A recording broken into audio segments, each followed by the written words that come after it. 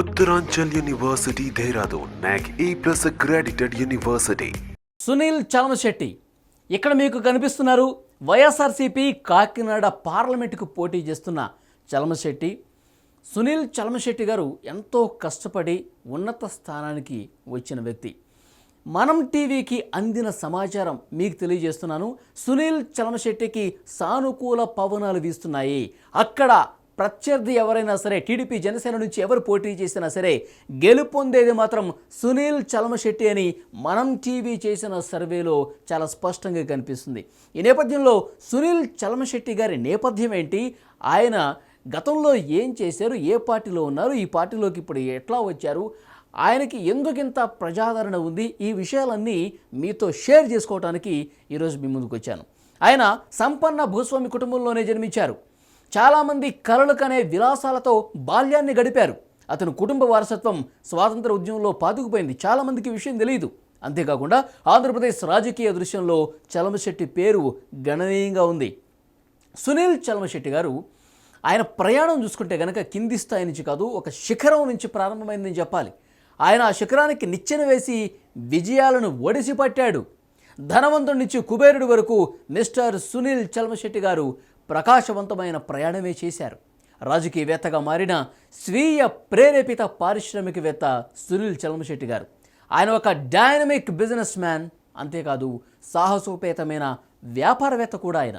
ఆయన జీవితాన్ని తిరిగి చూసుకుంటే 2 కీలకమైన మలుపులు ఉంటాయి. మొదటిది, ఫ్రాన్స్లోని స్కిల్లర్ విశ్వవిద్యాలయంలో ఉన్నత విద్యను అభ్యసించాలని అతని నిర్ణయం. అక్కడ బ్యాచులర్ ఆఫ్ ఇంటర్నేషనల్ బిజినెస్ను సాధించడానికి ఒక ప్రయాణం ప్రారంభించారు. ఆ తర్వాత హల్ విశ్వవిద్యాలయం నుంచి MBA కూడా చేశారు. ఇక ఐరోపా దేశాల సమృద్ధి మరియు పురోగమనంతో పోలిస్తే గనక ఆయన సంపద మరియు శ్రేయస్సు ఆయనకున్న అవగాహనని మరింతగా ప్రేరేపించింది, మరింత ఉన్నత స్థానానికి తీసుకెళ్ళింది. ఇక జీవితానికి విలువనిచ్చే అపరిమితమైన సామర్థ్యంలోనే నిజమైన సంపద ఉందని ఆయన అర్థం చేసుకున్నారు. ఆ సమయంలోనే ఇలా ఆలోచించే ధోరణి ఆయన ఒక ఎంటర్‌ప్రెన్యూర్‌గా తీర్చిదిద్దింది. సునీల్ చలమశెట్టి గారి దృష్టిలో వ్యాపారం అంటే కేవలం తనకి, తన కుటుంబానికి సంపద అందించడమే కాదు, అది ఉపాధి అవకాశాలను సృష్టించి వేలాది మందికి జీవనోపాధిని కల్పించాలని ఆయన చాలా బలంగా నమ్మేవారు. ఆయన పాశ్చాత్య దేశాల వనరులు, అక్కడున్న అవకాశాల ద్వారా ప్రేరణ పొంది తన తొలి వ్యాపారాన్ని ప్రారంభించాడు. కమిషన్ తీసుకుని ఐటీ కంపెనీలకు మ్యాన్ పవర్ను కూడా సరఫరా చేశారు ఆయన. ఈ స్టార్టప్ ఒక మంచి విజయంగా నమోదు కాబడింది. కష్టానికి తగ్గట్టు అతనికి £1 మిలియన్ కూడా సంపాదించి పెట్టింది. ఆ సమయంలో ఒక గొప్ప విజయంగా ఇది నిలబడింది. అతని యొక్క రెండో వెంచర్లో లండన్లో కఠినమైన చలికాలంలో కూడా ప్రజల రాకపోకలను తగ్గించే లక్ష్యంతో ఆన్లైన్ కాలింగ్ కార్ల పరిచయం కూడా చేశారు ఆయన. ఈ వినూత్న పరిష్కారం చాలా బాగా స్వాగతించబడింది. ఆయనకు దాదాపు 20 నుంచి 30 మిలియన్ పౌండ్లను కూడా ఆ వ్యాపారం తెచ్చిపెట్టింది. ఇక అట్లాగే కొన్నేళ్లుగా సునీల్ గారు వినూత్న ఆలోచనల పరంపరను అలా కొనసాగిస్తూనే ఉన్నారు. ఇంకొక ముఖ్యమైన విషయం చెప్పాలి. ఫుట్బాల్ మ్యాచ్ల సమయంలో స్టేడియంలో వైన్ సర్వ్ చేయడం సర్వసాధారణమైన కాలంలో ఆయన పెప్పర్ పాట్ అనే ఒక పబ్ను కూడా కొనుగోలు చేసి అక్కడ క్రికెట్ మ్యాచ్లకు వచ్చే వాళ్ళకు కూడా దాన్ని పరిచయం చేశాడు. అంతేకాకుండా ఒక చలనచిత్రాన్ని సహనిర్మించడానికి రిలయన్స్తో కలిసి పనిచేశాడు ఆయన. దాని నిర్మాణం కోసం UK ప్రభుత్వం నుంచి విజయవంతంగా రాయితీలు కూడా తీసుకున్నాడు. ఇలా చూసుకుంటూ పోతే కనుక ఆయన సాధించిన విజయాల జాబితాకు అసలు అంతే లేదు. ఇక ఆయన తదుపరి ప్రయత్నం వేలాది మంది నైపుణ్యం కలిగిన నిపుణులకు అవకాశాలను అందించడానికి తన వ్యాపారాన్ని తన స్వస్థలమైన తూర్పుగోదావరి జిల్లాకు విస్తరించాలని ఒక టార్గెట్గా ఆయన పెట్టుకున్నాడు. సౌర మరియు పవన శక్తి నుంచి స్థిరమైన గ్రీన్ ఎనర్జీని ఉత్పత్తి చేయడానికి అంకితమైన గ్రీన్ కో అనే ఒక సంస్థ రూపంలో అది సాకారమైందని చెప్పాలి.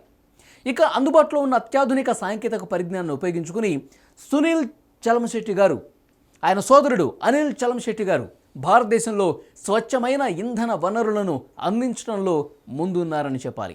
ఇక వారి ప్రయత్నాలు ప్రత్యక్షంగా మరియు పరోక్షంగా దేశవ్యాప్తంగా వేలాది మందికి నైపుణ్యం ఉన్న వాళ్ళతో పాటు నైపుణ్యం లేని కార్మికులకు కూడా ఉపాధి కల్పించాయి. ఇక సునీల్ చలమశెట్టి గారు తన స్వగ్రామం తూర్పుగోదావరి జిల్లాలో ఉన్న సమయంలో కూడా ఆయన జీవితంలో రెండో ట్విస్ట్ ఒకటి చోటు చేసుకుంది. అదేంటంటే, దూరదృష్టి గల వ్యక్తిగా ఆయన ప్రతి విషయాన్ని లోతుగా ఆలోచిస్తూ తన సామర్థ్యాన్ని గుర్తిస్తాడు. అయినప్పటికీ రాజకీయ తరగతిలో దూరదృష్టి లేకపోవడంతో ఆయన నిరాశ చెందాడు. ఆయన ఉత్తమ ప్రయత్నాలు ఉన్నప్పటికీ కూడా సునీల్ చలమశెట్టి గారి వినూత్న ఆలోచనలు అనేక అవరోధాలు కూడా ఎదుర్కొన్న పరిస్థితుంది. 3 సార్లు ఓడిపోయినా 4వసారి మళ్ళీ ఎన్నికల్లో ఎందుకు పోటీ చేయాలి అనుకుంటున్నారని ఎవరైనా అడిగితే కనుక దానికి 4 కారణాలతో సునీల్ చలమశెట్టి గారు ఎప్పుడు వారి ముందు ఆ జవాబును పెడతారు. మొదటి కారణం ఏంటంటే 3 ఎన్నికల్లో అతను చాలా తక్కువ తేడాతో ఓడిపోయారు. ఇది ఆయన యొక్క మారుతున్న రాజకీయ భావజాలానికి అతీతంగా రుజువు చేస్తుందని, ఓటర్లలో ప్రధాన భాగం నిరంతరం సునీల్పై విశ్వాసాన్ని కలిగి ఉండి ఆయన్ను గేమ్ చేంజర్గా మార్చాలని చూస్తున్నారని చెప్తారు. 2009లో ప్రజారాజ్యం పార్టీ ద్వారా పోటీ చేసి ఓడిపోయారు ఆయన. ఆ తర్వాత మారిన రాజకీయ పరిణామాలతో ప్రజారాజ్యం కాంగ్రెస్లో విలీనం కావటం, కాంగ్రెస్ రాష్ట్ర విభజనకు పూనుకోవటం, ఈ విషయంపై కాంగ్రెస్తో అప్పుడే విభేదించి 2014లో వైసీపీ ఎంపీగా కాకినాడ నుంచి పోటీ చేశారు. అప్పుడు స్వల్ప మెజారిటీతో ఓడిపోయిన ఆయన ప్రజల కోసం రాజకీయాల్లో కొనసాగుతూనే సేవా కార్యక్రమాలు కూడా చేస్తూ వచ్చారు. 2019లో టీడీపీలోకి వెళ్ళి ఎంపీగా పోటీ చేసి మళ్ళీ ఓడిపోయారు. ఎన్ని ఓటములు ఎదురైనా సరే సునీల్ గారు మొక్కవోని దీక్షతో ప్రజలతో తనకున్న అనుబంధాన్ని కొనసాగిస్తూ అలా సేవ చేసుకుంటూనే పోయారు. ఇప్పుడు సీఎం జగన్ గారి ఆహ్వానంతో మళ్ళీ సొంత గూటికి చేరుకొని కాకినాడ ఎంపీ అభ్యర్థిగా బరిలోకి దిగుతున్నారు. ఇప్పుడు సానుకూల పవనాలు ఆయనకి ఎందుకు ఇస్తున్నాయంటే ఒక సానుభూతి కనిపిస్తోంది. 3 సార్లు ఓడిపోయాడు, ఈసారి గెలిపించాలి అన్న కసి ప్రజల్లో ప్రతి కార్యకర్తల్లో కూడా ఉందని చెప్పాలి. ఇక మరొక ముఖ్యమైన విషయం ఏంటంటే రాజకీయాలు ఎప్పటికప్పుడు మారిపోతూనే ఉంటాయి. దానికి తగ్గట్టుగా తనను తాను మార్చుకోవాలని ఒక నిర్ణయం తీసుకున్నాడు కాబట్టి ఇలాంటి మార్పులు జరుగుతున్నాయి ఆ నియోజకవర్గంలో అని చెప్తున్నారు. ఏదేమైనా నేడు భారతదేశం గణనీయమైన పురోగతికి సిద్ధంగా కావటంలో తన వంతు పాత్ర చేశారంటంలో ఎలాంటి సందేహం లేదు. ఇక ప్రపంచంలో 3వ అతిపెద్ద ఆర్థిక వ్యవస్థగా అవతరించడం మరియు $5 ట్రిలియన్ ఆర్థిక స్థితిని సాధించడం లక్ష్యంగా పెట్టుకున్న విషయం మనకు తెలిసిందే. ఈ ప్రతిష్టాత్మక లక్ష్యం సమర్థ రాజకీయ నాయకత్వాన్ని కోరుతుందని చెప్పడంలో ఎలాంటి అతిశయోక్తి లేదు. సునీల్ చలమశెట్టి గారు ఈ విషయంలో అగ్రగామిగా ఉండాలని లక్ష్యంగా పెట్టుకున్నాడు. భారతీయ విధాన రూపకల్పనలో ప్రధాన స్థానాన్ని ఆక్రమించేందుకు దూరదృష్టి గల వ్యక్తుల సాధికారత కోసం ఒక టార్చ్ బేరర్గా పనిచేస్తాడంటంలో ఎలాంటి సందేహం లేదు. ఇక తూర్పుగోదావరి జిల్లాతో ఆయనకున్న గాఢమైన అనుబంధం, ఈ సహజమైన తీర ప్రాంత జిల్లా, పచ్చని అడవులు, సారవంతమైన వ్యవసాయ భూములు, నిజాయితీ గల వ్యక్తుల జనాభా అక్కడుంది. ఏది ఏమైనప్పటికీ దాని సహజ అందం మరియు సమృద్ధి ఉన్నప్పటికీ కూడా జిల్లా అభివృద్ధి పురోగతిలో వెనుకబడి ఉన్న విషయం తెలిసిందే. ఇప్పటికైనా చురుకైన చర్యలు తీసుకుంటే తప్ప ప్రగతి పదంలో దూసుకెళ్లడం సులువవుతుందని సునీల్ గారి అభిప్రాయం. తూర్పుగోదావరి జిల్లాను ఒక శక్తివంతమైన పర్యాటక ఆర్థిక కేంద్రంగా మార్చాలని సునీల్ చలమశెట్టి గారు దీర్ఘకాల దృక్పథంగా ఆయన కోరికగా కనిపిస్తోంది. జిల్లా యొక్క పర్యాటక సామర్థ్యాన్ని ప్రభావితం చేయడంతో పాటు ప్రపంచ స్థాయి పోర్టుల అభివృద్ధితో కూడా ఆయన కొత్త మార్గాలను సృష్టించడమే ఒక లక్ష్యంగా ఏర్పరచుకున్నారు. ప్రకృతి దృశ్యాన్ని పూర్తిగా పునర్నిర్మించడం, అభివృద్ధి చెందిన దేశాలతో పోటీ పడేలా చేయటమే ఆయన లక్ష్యంగా చెప్తున్నారు. సునీల్ చలమశెట్టి గారు ఆంధ్రప్రదేశ్కే కాకుండా యావత్ దేశానికే ప్రాముఖ్యతనిచ్చే ఆదేశం పంపించారని చెప్పాలి. ప్రజల ఆదేశాన్ని ఆయన కోరుతున్నారు. ఇప్పుడు మళ్ళీ సునీల్ చలమశెట్టి గారు నియోజకవర్గమైనటువంటి కాకినాడ ఎంపీగా మళ్ళీ పోటీ చేయబోతున్నారు వైసీపీ నుంచి. ఈసారి ప్రజలు ఎట్టి పరిస్థితుల్లో తనకు విజయాశీస్సులు అందజేస్తారని చాలా బలంగా నమ్ముతున్నారు. సో చూద్దాం, 2 నెలల ఎలక్షన్స్ ఉన్నాయి.